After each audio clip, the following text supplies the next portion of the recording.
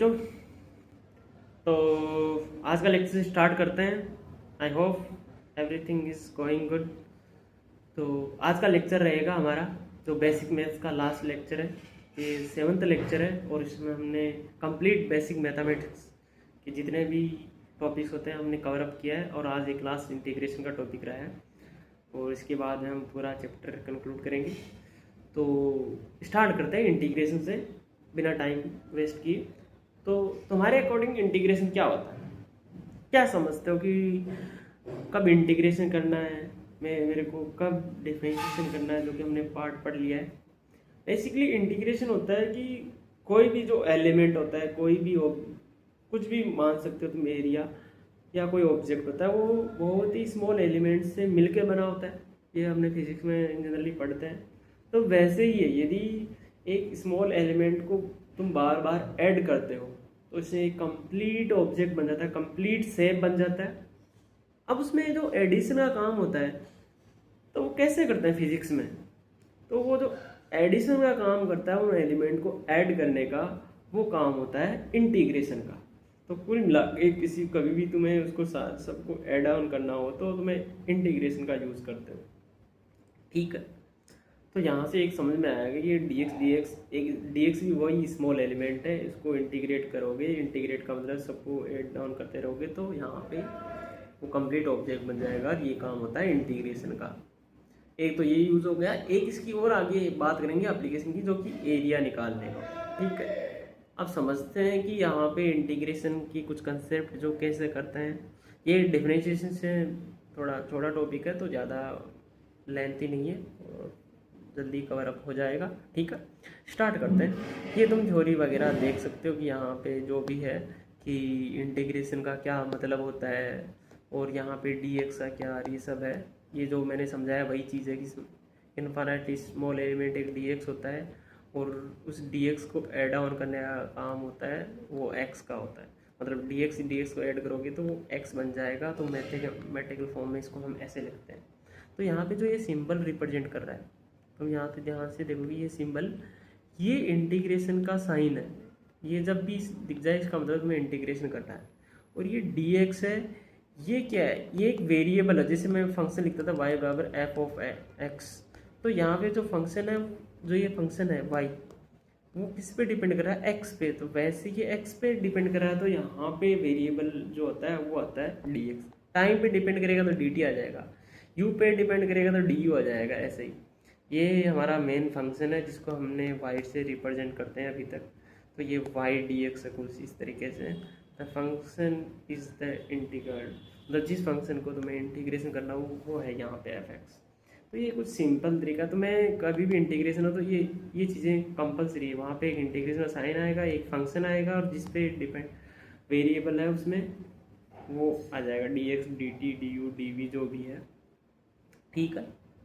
अब कुछ इंपॉर्टेंट फॉर्मूले मैं यहाँ पे डायरेक्ट राइट डाउन करके लेके आया हूँ। तो टाइम को थोड़ा सा स्मॉल करके, मतलब यहाँ पे जो भी पढ़े प्रोडक्टिव पढ़े तो इंटीग्रेशन में ये याद रखना है। सबसे मेन फॉर्मूला जो मैं यहाँ पे जो काम के फॉर्मूले वही लिख के आया हूँ। एक्स की पावर n का इंटीग्रेशन क्या होता है, एक्स की power n+1 divide by n+1 plus C. और यहाँ पे n की वैल्यू ध्यान रखना -1 नहीं हो सकती, ये ध्यान रखना। और सब पे वैलिड है, n की वैल्यू -1 के लिए वैलिड नहीं है। तुम जैसे यहाँ पे dx का करते हो तो 1 dx को ऐसे लिख दो x प्लस सी। ऐसे ही तुम्हें इंटीग्रेशन dt आए तो वो आ जाएगा t प्लस सी। सी कोई कांस्टेंट है, तुम्हें इसको ज़्यादा नहीं देना। इंटीग्रेशन du करोगे तो वो u प्लस सी आ जाएगा। ऐसे ही आगे तुम्हें यहाँ पे जैसे साइन इंटीग्रेशन दे रखा है साइन x, तो इंटीग्रेशन साइन एक्स dx दे रखा है तो इसका इंटीग्रेशन क्या साइन का होता है माइनस का कोस एक्स प्लस सी। ऐसे इंटीग्रेशन यदि कोस एक्स दे रखा है तो उसका हो जाएगा कोस एक्स का हो जाता है साइन एक्स प्लस सी, ठीक है।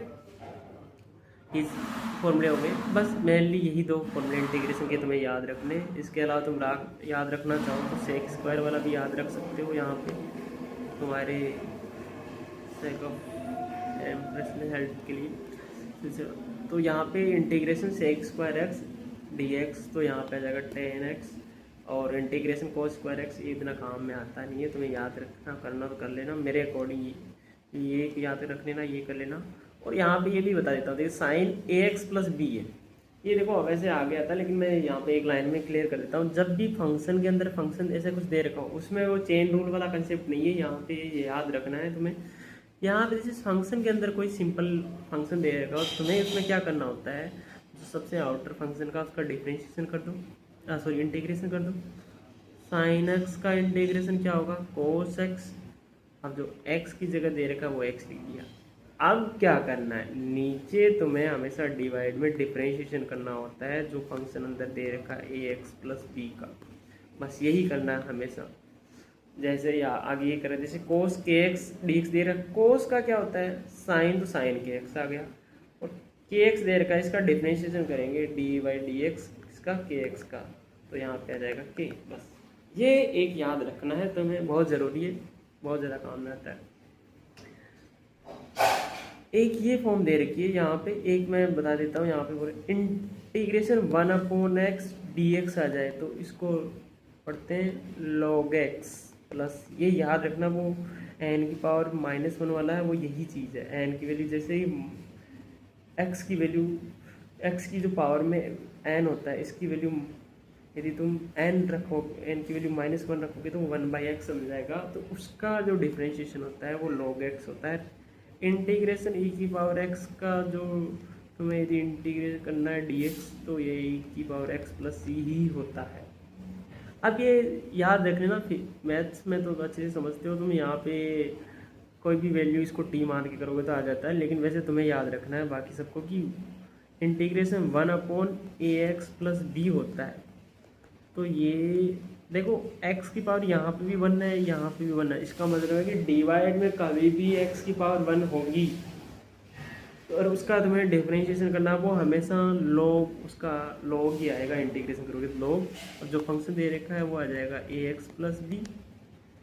अब तुम्हें वापस मैंने बता दिया, अंदर जो फंक्शन दे रखा है उसका तुम्हें नीचे डिवाइड डिफरेंशिएशन करना, तो नीचे डिफरेंशिएशन करोगे तो a आ जाएगा, बस इतना सा है, यही याद रखना। अब देखो x की पावर 5 दे रखी है, इसका इंटीग्रेशन करोगे तो क्या आएगा n, x की पावर n-1, वो होता था डिफरेंशिएशन, इंटीग्रेशन होता है x की power n+1 divide by n+1 plus c, तो यहाँ पे x की पावर 6/6 प्लस c आ जाएगा।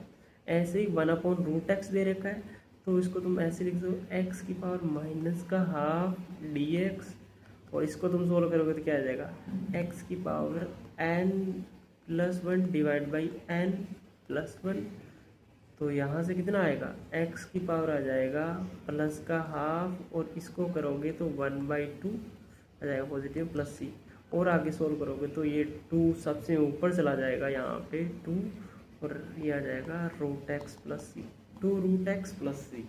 ओके, तो ये याद रखना 1/√x का 2√x, डायरेक्ट याद रखना, बहुत ज़्यादा काम में आता है, तो याद रखोगे तो सही रहेगा। वापस sin 2x का तो आ जाएगा, sin 2x का इंटीग्रेशन होता है cos 2x, और जो 2x दे रहेगा उसका नीचे डिफरेंशिएशन कर देंगे d/dx 2x का, तो ये आ जाएगा माइनस का cos 2x, और 2x का डिफरेंशिएशन आ जाएगा 2 + c, ये फॉर्मूला हमने बताया। cos x/2, cos x/2 क्या होता है sin x/2, और x/2 का नीचे डिफरेंशिएशन करोगे तो 1/2 ही आएगा, तो इसका जाएगा 2 sin x/2 plus c। Constant multiplication by root, जैसे कोई फंक्शन दे रखा हो, जैसे मान लो कोई फंक्शन है उसके साथ में कांस्टेंट कोई मल्टीप्लाई है k, जब तो यहाँ पे k मल्टीप्लाई है तो तुम्हें क्या करना है, कांस्टेंट चीज़ को इंटीग्रेशन के साइन से भी बाहर लेते हैं, डिफरेंशिएशन के साइन से भी बाहर ही लेते हैं, दोनों से, तो k फंक्शन को बाहर ले सकते हैं, जो अंदर फंक्शन वेरिएबल है उसका इंटीग्रेशन करेंगे। अब इसके कुछ एग्जांपल देख देते हैं। यहाँ पे देखो ये दे रखा है integration 5 sec x tan x, तो 5 तो आ जाएगा बाहर और इंटीग्रेशन हो जाएगा sec x tan x dx, और sec x tan x किसका यहाँ पे इंटीग्रेट करोगे तो क्या आएगा, यहाँ पे आ जाएगा 5 तो कांस्टेंट है ये, और sec x tan x होता है sec x प्लस c, ये sec x का इंटीग्रेशन होता है। सम एंड डिफरेंस। इससे पहले मेरे को एक याद है एक पॉइंट, जैसे तुम किसी साइन एक्स का तुम्हें यदि या ऐसे मानो कि कोस एक्स का तुम्हें यदि इंटीग्रेशन करना तो क्या आता है साइन एक्स। तो साइन एक्स का कोस एक्स का तुमने यदि डिफरेंशिएशन किया है, जैसे D upon D x sine x करते हो तो यहाँ पे आता है कोस एक्स। सेम अब इसका तुम इंटीग्रेशन करोगे कोस एक्स डी एक्स, तो इसका वापस क्या आएगा साइन आएगा। ध्यान रखना ये आपस में रिवर्स है, अपोजिट है। जिसका तुम डिफरेंशिएशन कर रहे हो उससे जो क्वांटिटी आती है, जिसका डिफरेंशिएशन कर रहे हो उसकी जो क्वांटिटी या जो वैल्यू आती है, उस वैल्यू का यदि तुम इंटीग्रेशन करोगे तो वापस जिस चीज़ का तुम डिफरेंशिएशन कर रहे थे वही वैल्यू प्राप्त होती है। जैसे साइन एक्स का डिफरेंशिएशन कोस एक्स होता है तो कोस एक्स का इंटीग्रेशन साइन एक्स हो जाएगा आपस में ऐसे। तो यही रिवर्स वाला होता है, तुम्हें ध्यान रखना इस चीज़ का भी। Sum and difference rule, sum and difference rule. अब जैसे कोई फंक्शन दे रखा हो, तुम्हें दो फंक्शन दे रखा है u और v फंक्शन दे रखा और तुम्हें इनका इंटीग्रेशन करना है, तो तुम ऐसे भी अलग से u dx और plus minus sign integration v dx ऐसे कर सकते हो। अब जैसे यहाँ पे ये दे रखा है तो इसका इंटीग्रेशन करोगे तो एक्स स्क्वायर डी एक्स अलग से लिख सकते हो, माइनस का 2 कांस्टेंट है बाहर आ जाएगा, इंटीग्रेशन एक्स डी एक्स आ जाएगा, प्लस का 5 पर इंटीग्रेशन डी एक्स आएगा। ऐसे तुम इसको लिख सकते हो। तो एक्स स्क्वायर का इंटीग्रेशन क्या होता है x power 2+1 divide by 2+1 minus का 2, और इसमें भी एक्स की पावर 1+1 डिवाइड बाई 1+1 प्लस का 5 इंटीग्रेशन डी एक्स का एक्स आ जाएगा। तो ये हो जाएगा x³/3 माइनस का 2 एक्स स्क्वायर बाई 2 और ये प्लस का 5x, 2 से 2 कट जाएगा, ये तुम्हारा आ जाएगा प्लस का सील लगाना मत भूलना, ऐसे कांस्टेंट है। साइन ये देखो ये कुछ स्पेशल है। अब देखो उसमें क्या करते थे, जब भी डिफरेंशिएशन करते थे sine square other 2 sine x फिर साइन एक्स का करते थे, कोस एक्स ऐसे चेन रूल लगा के कर देते। बट इसमें वैसा नहीं है, जैसे तुम बोल करना चाहते हो वो वाला नहीं कर सकते हो। तो इसके लिए क्या करना होता है, हमेशा ये स्टैंडर्ड है, तुम्हें याद रखना है। तो तुम्हें याद करो, जैसे मैं साइन स्क्वायर एक फॉर्मूला होता है, वैसे पूरे फॉर्मूले से ही बता देता हूँ। तो कोस 2x का जो फॉर्मूला होता है वो होता है 1 माइनस का 2 साइन स्क्वायर एक्स, क्योंकि स्क्वायर वाली कोई भी ट्रिग्नोमेट्री फंक्शन है स्क्वायर दे रखा है तो उसका डायरेक्ट इंटीग्रेशन हमारे पास में कोई फॉर्मूला नहीं है। अब इसमें क्या कर रहे हो, 2 साइन स्क्वायर एक्स को इधर लेके आ जाओ तो वो बन जाएगा 1 माइनस कोस 2x, और यहाँ से तुम्हारे पास में साइन स्क्वायर एक्स की वैल्यू हो जाएगी 1 माइनस का कोस 2x डिवाइड बाई 2। ये मैंने पहले बताया था ट्रिग्नोमेट्री में। तो यहाँ से इसका मतलब तुम्हें इंटीग्रेशन करना है 1/2 तो कांस्टेंट है बाहर आ जाएगा 1 माइनस कोस 2x और इसका करना है इंटीग्रेशन dx। तुम इसका इंटीग्रेशन करोगे तो 1/2 तो कांस्टेंट है। अब ये अंदर मल्टीप्लाई हो जाएगा, अभी हमने पढ़ा था 1 का क्या इंटीग्रेशन आ जाएगा इंटीग्रेशन dx, बीच में माइनस है इंटीग्रेशन कोस 2x dx है। इसको आगे सोल्व करोगे इंटीग्रेशन dx का हो जाएगा x, और यहाँ पे देखो माइनस साइन कोस 2x का इंटीग्रेशन क्या होता है साइन 2x, और 2x और का करोगे तो डिवाइड में 2 आ जाएगा, ये हमने पढ़ा था, और प्लस यही इसका आंसर। ऐसे ही integration cos square D X कर, तो कोस स्क्वायर एक्स को क्या लिख सकते हैं, अब मैं डायरेक्ट लिख रहा हूँ 1 plus cos 2x divide by 2। तो कोस स्क्वायर एक्स की जगह ये वैल्यू इंसर्ट कर दो, 1/2 कांस्टेंट है बाहर आ जाएगा, अंदर बचेगा 1 प्लस कोस 2x का dx।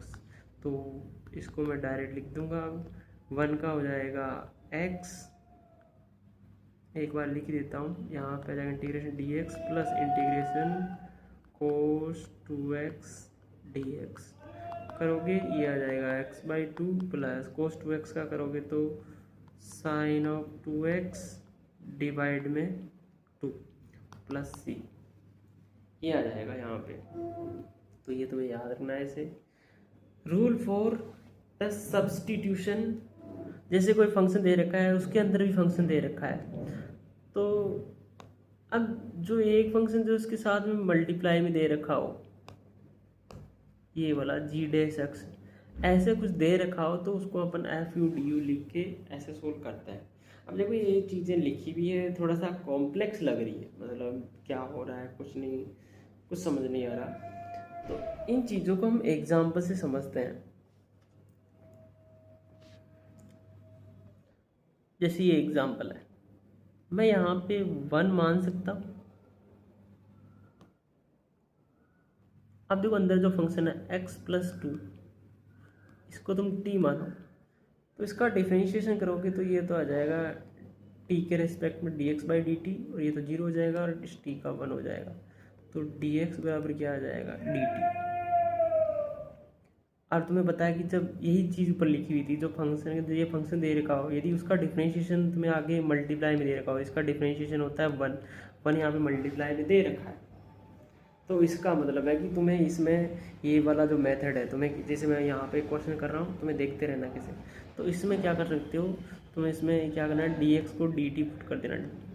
अब देखो जो भी मैंने किया है, मैंने x+2 को क्या माना है, t माना था, यहाँ पे देखो, और इसकी पावर कितनी है 5, dx किसके इक्वल आ गया dt के, और तुम्हें पता है इंटीग्रेशन t की पावर 5 dt के ज़्यादा t की पावर 6/6 + c, या t की वैल्यू आप वापस रख दो x+2 और 6/6 + c, ऐसे कर सकते हो।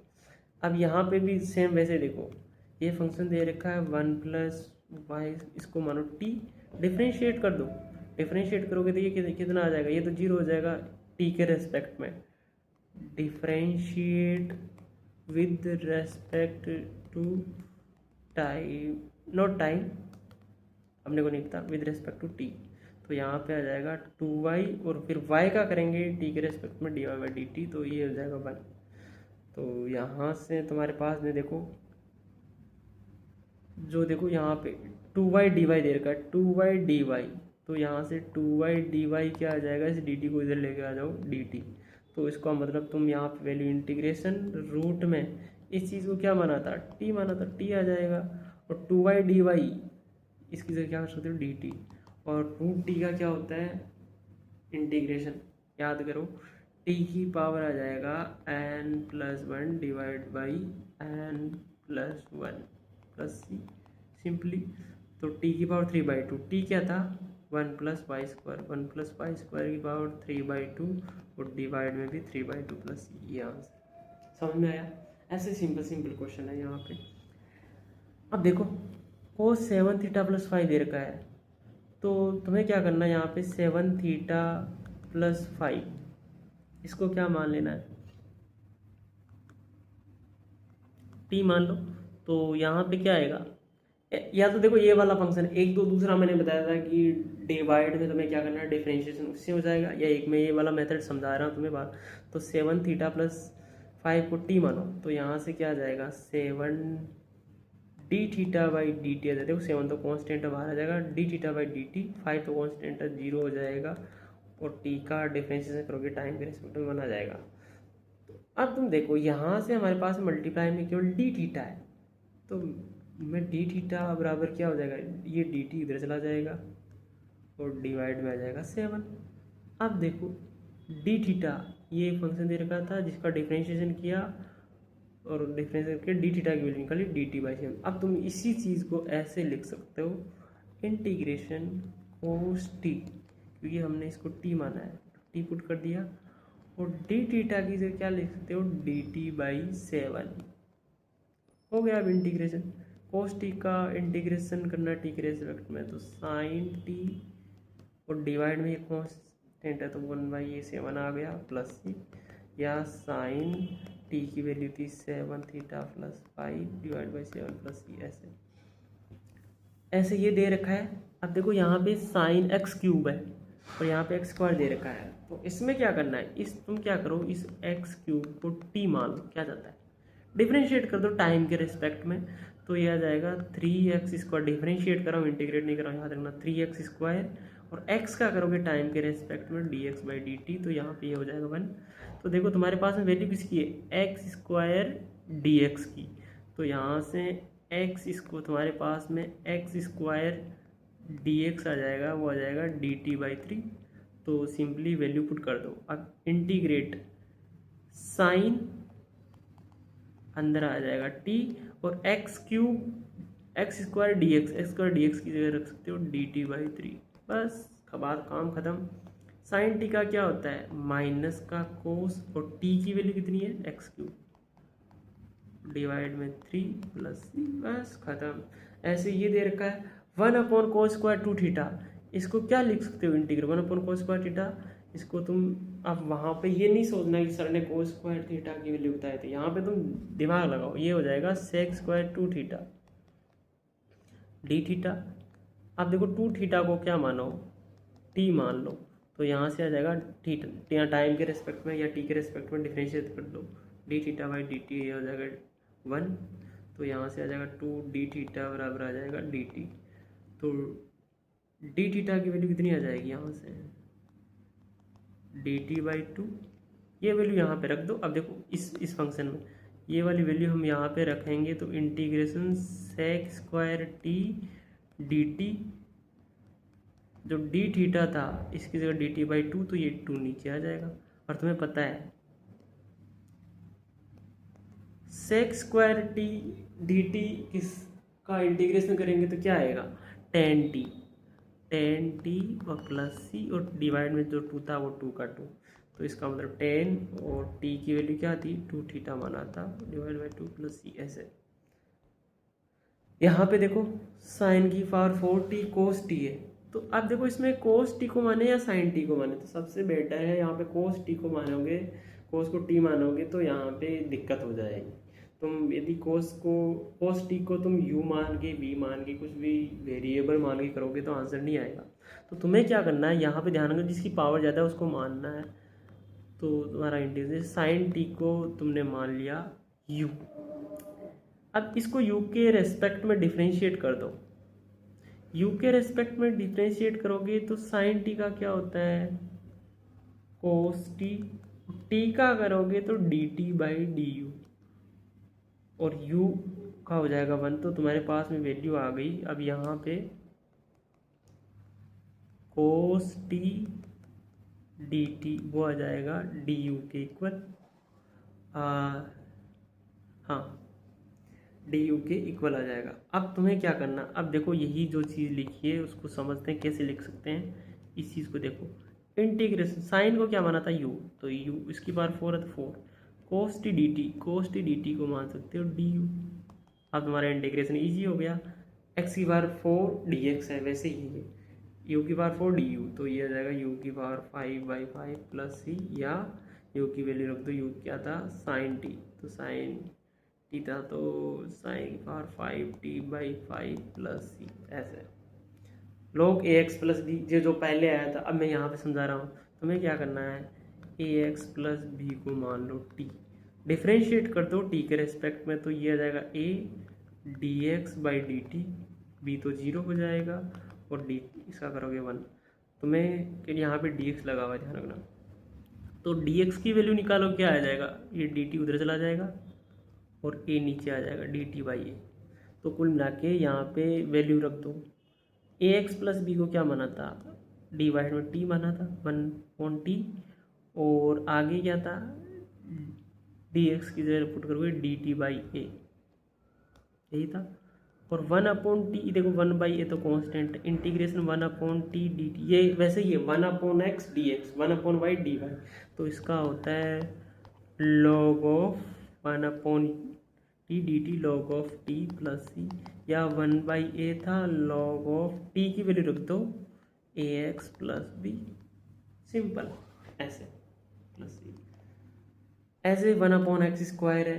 अब इसको तुम डायरेक्ट कर दो, हर को बार बार वैसे x² को t मान के वैसे करने की जरूरत नहीं, इससे नहीं होगा, ये x की पावर ऊपर जाएगा -2 हो जाएगा dx, तो x की पावर n+1 प्लस c, तो इसका हो जाएगा x की power -1 divide by -1 plus c, या 1/x नेगेटिव का प्लस ये हो जाएगा e की पावर 5x। अब इसमें क्या करना है, 5x को क्या मानो, t मानो, तो इसका डिफ्रेंशिएट करोगे तो 5 dx/dt ये हो जाएगा 1 के इक्वल। या तुम 5 dx को पुट कर सकते हो, या 5 dx की वैल्यू नहीं है, केवल dx की वैल्यू कर सकते हो dt/5। तो dx की इंटीग्रेट करो, e की पावर 5x को क्या माना था t, तो यहाँ पे आएगा t, dx की क्या जगह क्या पुट करना है dt/5, तो dt ये 1/5। इसको e की पावर t dt, e की पावर x dx का क्या होता है e की पावर x, तो यहाँ पे आ जाएगा 1.5 पहले से था, e की पावर t प्लस ही या 1/5 e की पावर 5x आ जाएगा। अब ऐसे और कुछ भी है, यहाँ पे x की पावर हाफ है, x की पावर हाफ को कैसे लिखोगे, इसका कैसे करोगे, ये कुल मिला के √x है, तो इसको इंटीग्रेट हमने पहले कर लिया था, ये होमवर्क के लिए तुम्हारे पास में इसको कर लिया था। क्या मैं कोट स्क्वायर x dx दे रखा है, और हमने को एक linear equalities, not linear equalities, एक अपने को इक्वलिटीज याद है, 1 प्लस कोट स्क्वायर एक्स होता है कोसेक स्क्वायर एक्स, तो यहाँ से कोट स्क्वायर एक्स की वैल्यू आ जाएगी कोसेक स्क्वायर एक्स माइनस 1, ये वैल्यू पुट कर दो तो ये आ जाएगा integration cosec square x D x minus का 1। मैंने यहाँ पे कोट स्क्वायर एक्स की जगह ये वैल्यू पुट की है, और इंटीग्रेशन 1 dx। अब इसका तुम्हें यहाँ पे इंटीग्रेशन याद है, कोसेक स्क्वायर किसका होता है, माइनस का कोट एक्स, तो ये -1 है, -1 प्लस सी एस -1 dx का करेंगे तो x आ जाएगा यहाँ, ठीक है। तो ऐसे कर सकते हैं। अब जैसे यहाँ पे 1 माइनस साइन एक्स दे रखा है, तो इसमें क्या करेंगे, 1 माइनस साइन एक्स को कैसे इसको चेंज करेंगे, तो ये भी मैं तुम्हारे लिए होमवर्क के लिए दे देता हूँ, ये तुम कैसे ट्राई करना, 1 माइनस साइन एक्स को क्या कर सकते हो।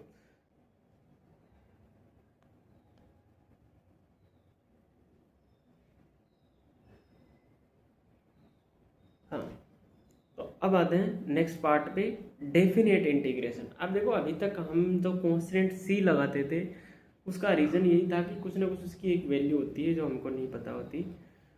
अब यहाँ पे डेफिनेट इंटीग्रेशन में क्या होता है, डेफिनेट इंटीग्रेशन में तुम्हें बाउंड कर दिया जाएगा कि तुम्हें यहाँ पे किन दो क्वांटिटीज़ के बीच में, किन्हीं भी दो वैल्यूज़ के बीच में उस फंक्शन को इंटीग्रेट करना, मतलब उसको ऐड ऑन करना। जैसे यहाँ पे इंटीग्रेशन a से b दे रखा है, f(x) dx दे रखा है, तुम ध्यान से देखोगे तो ये सब तो वही चीज़ है, लेकिन ये b दे रखा है उसको बोलते हैं अपर लिमिट, और a बोलते हैं उसको लोअर लिमिट।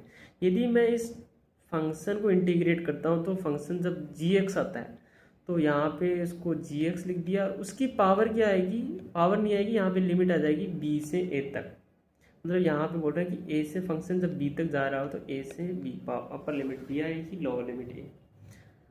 अब ये लिमिट कैसे पुट करते हैं, ये लिमिट बताती है कि ये x की वैल्यू है और ये भी x की वैल्यू, यहाँ पे x के रेस्पेक्ट, यदि यहाँ पे dt आता था, ये a है वो t की वैल्यू है, b भी t की वैल्यू होती।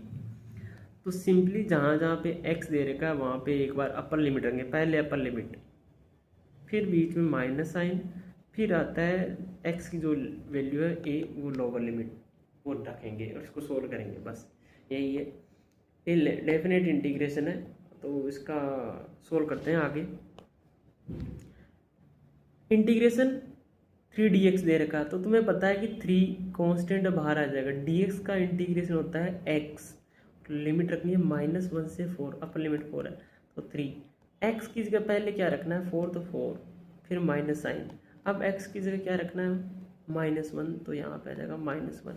ध्यान रखना ये माइनस वो वाला साइन है जो अपन ने पढ़ा था, सोल्व करते हैं तो upper limit minus lower limit आता है, इसको सोल्व करोगे तुम्हारे पास में आ जाएगा 3 × 5, तो ये आ जाएगा 15।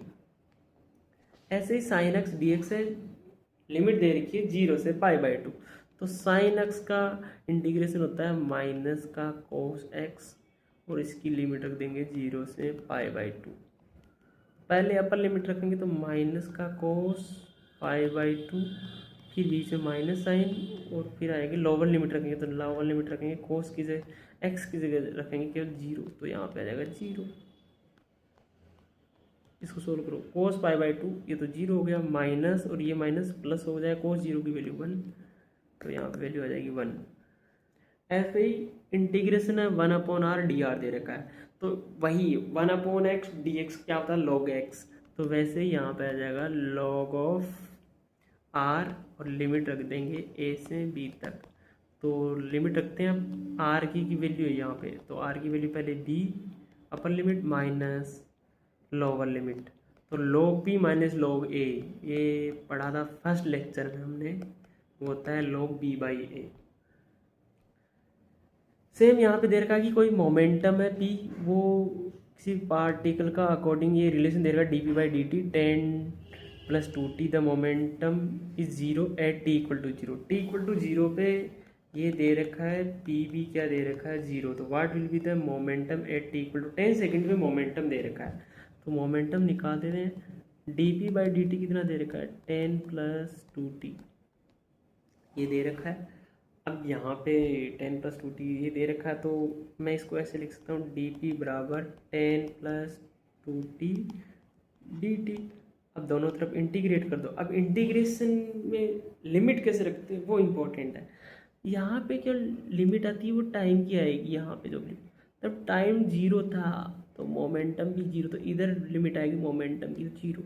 जब टाइम 10 सेकेंड था तब मोमेंटम क्या था p, जो कि हमको निकालना है।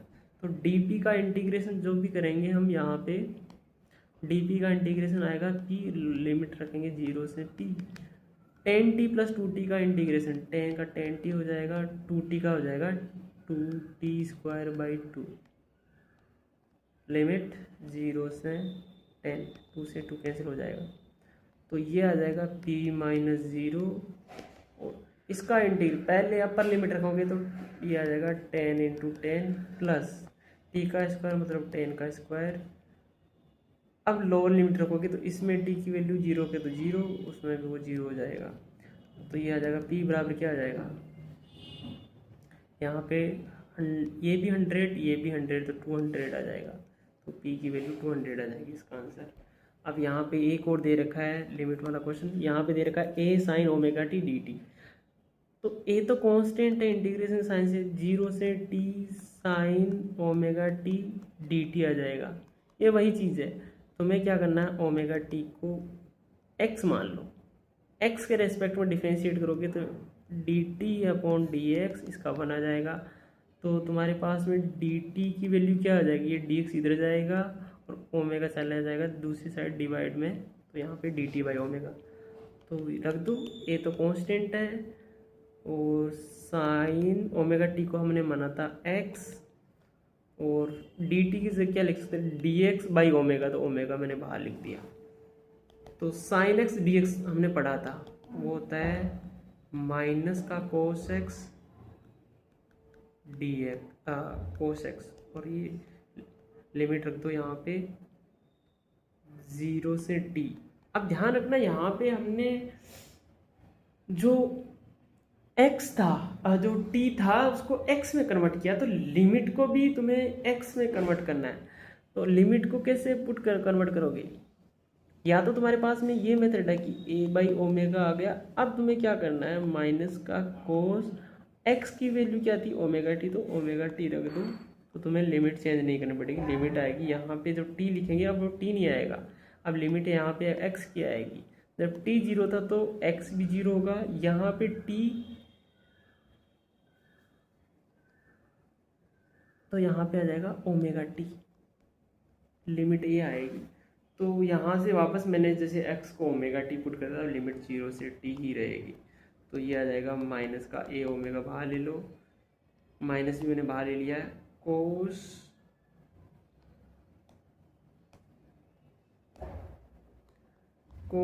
ओमेगा t की जगह t पुट करना है, माइनस कोस 0, कोस 0 कितना होता है, ये आ जाएगा माइनस का a/ओमेगा कोस ओमेगा t, और कोस 0 की वैल्यू 1 होती है ये चीज़।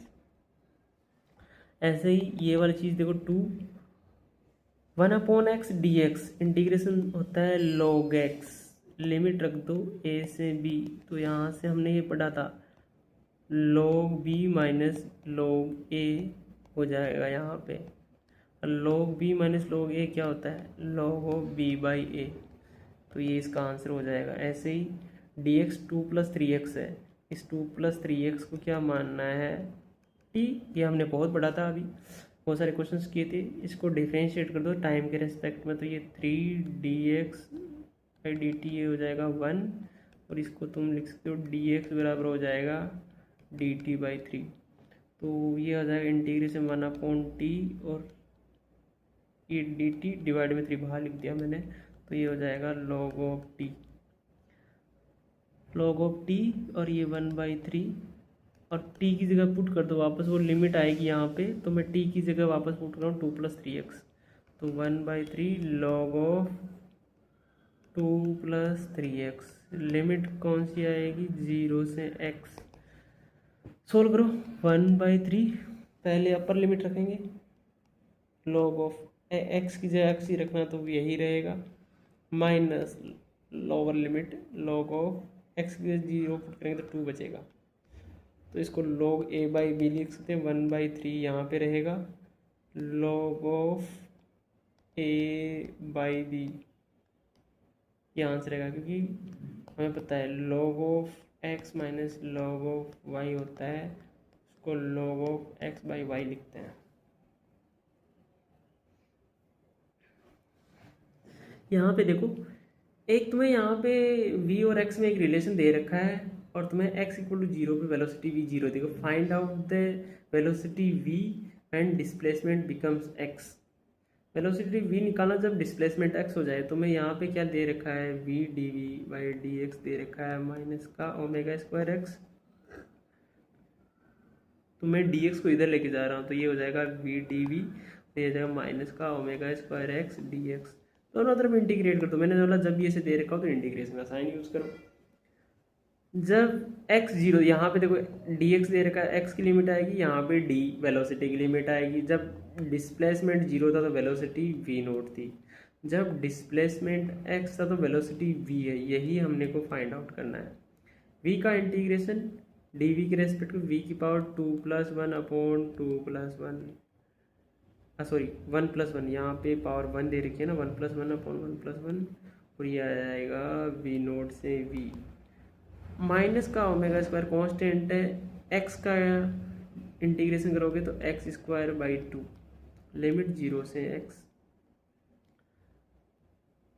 ये आ जाएगा v²/2, लिमिट v नोट से v, और ये आ जाएगा माइनस का अपर लिमिट रख दो, ओमेगा इसको अपर लिमिट रखो, ये 2 मैंने बाहर लिख दिया। ये देखो कभी बाहर भी लिख दो अंदर भी साथ रख लो, कोई भी नहीं फर्क नहीं पड़ता, आंसर वही आएगा।